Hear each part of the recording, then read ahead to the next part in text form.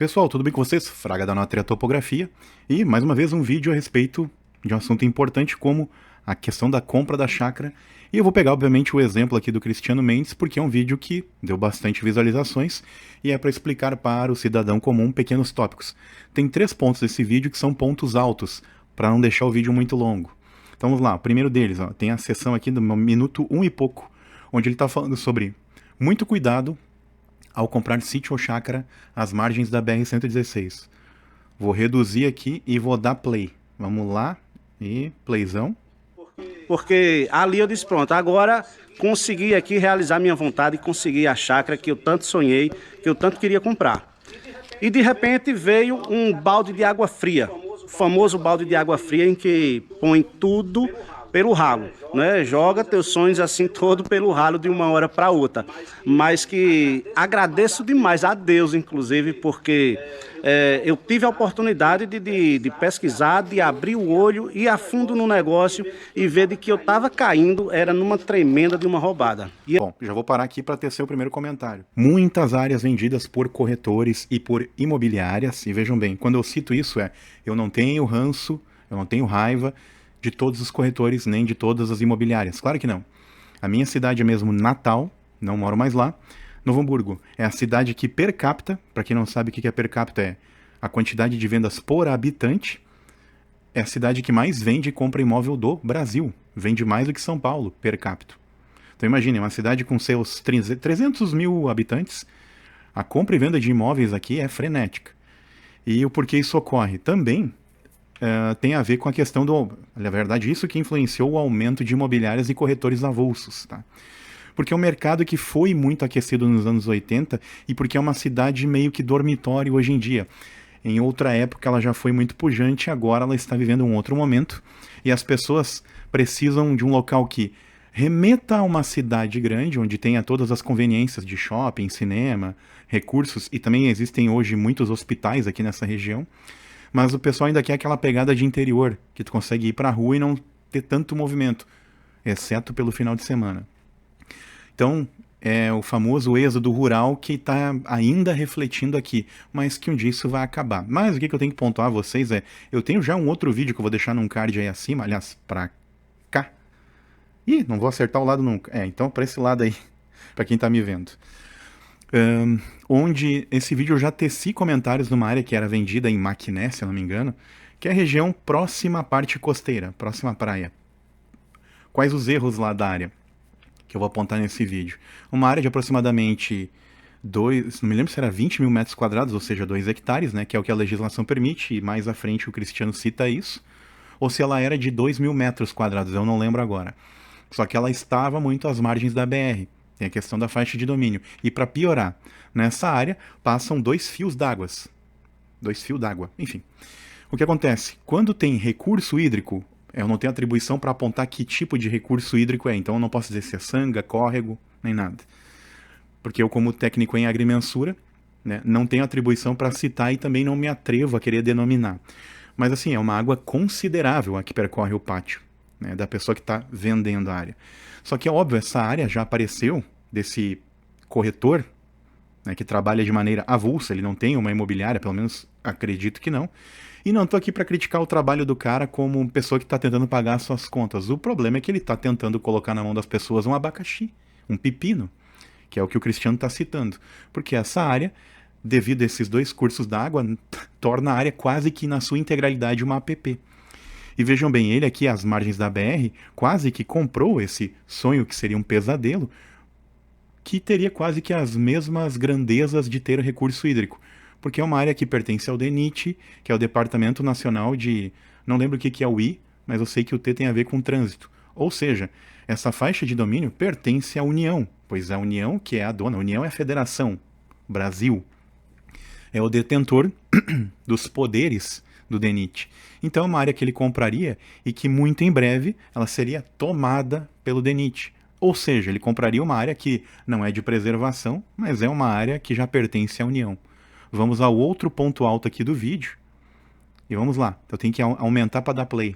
e play. Não tinha uma definição exata do local, bem como tinha uma outra questão muito importante, que isso me abriu muitos olhos, de que a questão de tamanho. No contrato existia 1 hectare, mas obviamente, assim, visivelmente e por umas medições um pouco superficiais que eu fiz lá, mas a gente chegou numa base lá de 0,5 hectare no máximo, de 5.000 metros quadrados no máximo. Então, a partir daí, o que é que eu fiz? Corri atrás de cartório de imóveis para buscar informações, falei com advogado. Cartório, em algumas regiões, é chamado de registro de imóveis. É praticamente o mesmo nome.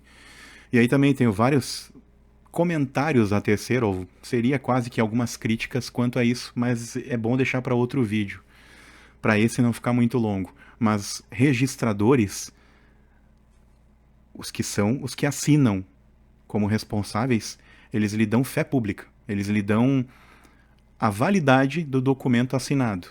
Porém, registradores, em nenhum deles, né, nenhum desses locais de registro de imóveis ou cartórios de imóveis, tem a obrigação de ter um técnico em topografia.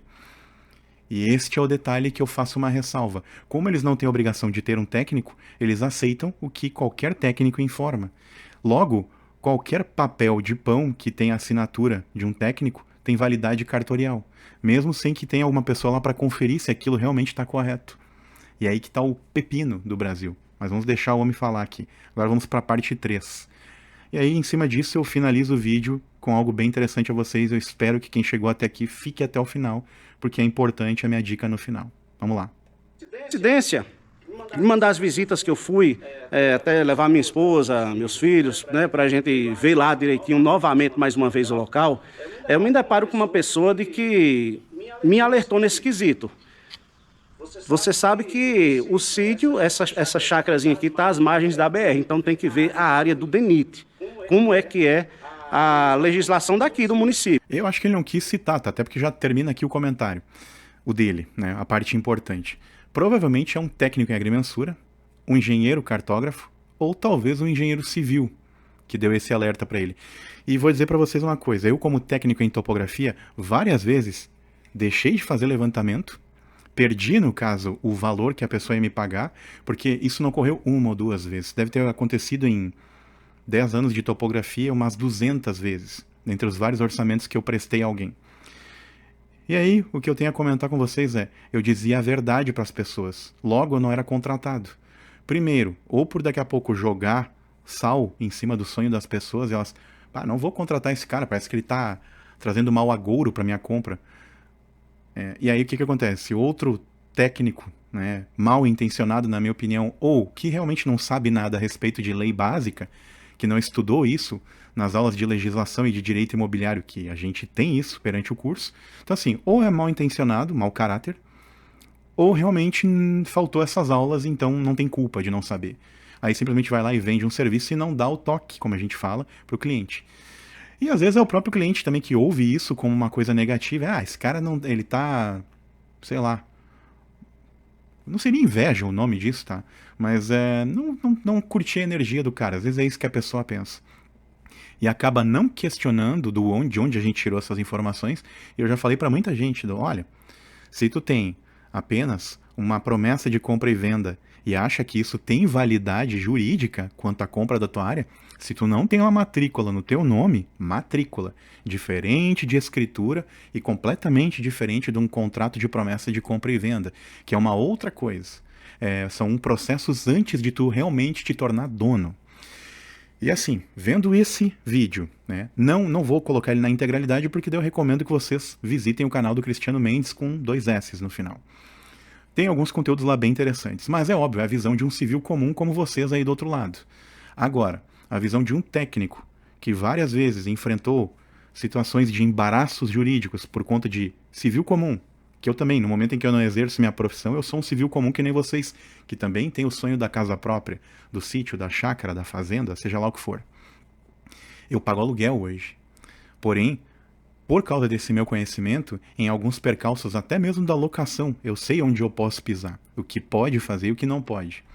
E também dou muitas recomendações, inclusive isso de graça, para muitos dos meus clientes, mas é alguém que me contrata para fazer a topografia, daí eu vou lá e passo todo esse briefing do que dá para fazer com a área. E detalhe, isso que eu nem sou advogado. Porque e muita gente recorre a advogado para essas coisas. O que eu digo assim, gente, nem tudo é advogado. Existe uma parte do trabalho que a consultoria de um topógrafo vale muito menos e é 100 vezes mais efetivo na hora da compra. Depende do preparo técnico. Todo mundo recorre ao quê? Ao advogado. E às vezes o advogado ele vai lá e lê uma meia dúzia de leis e fala um monte de porcaria. Tem bons advogados? Tem, existem. No direito imobiliário também? Sim. Mas também tem a galera que nem entende de propriedade, porque eles trabalham com outro tipo de atividade, como, sei lá, processo trabalhista e outros. Então, para quem aguardou até aqui, óbvio, eu tenho um curso, e aí o pessoal vai ficar agora com aquele papo do lá vem o vendedor de curso.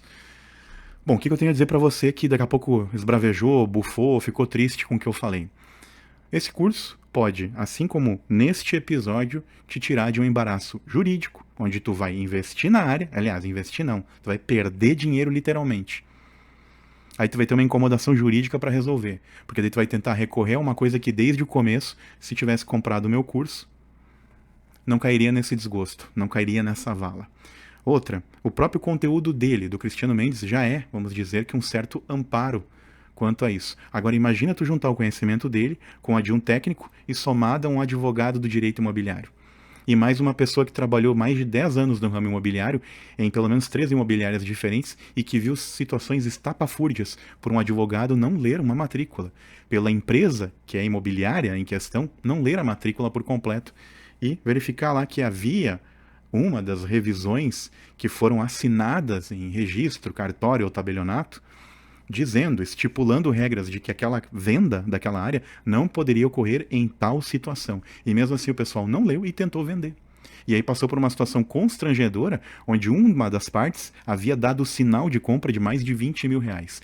Então, quando a gente fala de valores, como por exemplo sítio, chácara e afins, e fala de condição de 20, 100 mil, 200 mil, 300 mil, meio milhão, 1 milhão, 2 milhões de investimento em algo que é um barco prestes a afundar, cara, R$77 não custa nada. Então, o que eu vou deixar aqui para vocês? O link do meu curso, óbvio, não cai em valas na compra do imóvel.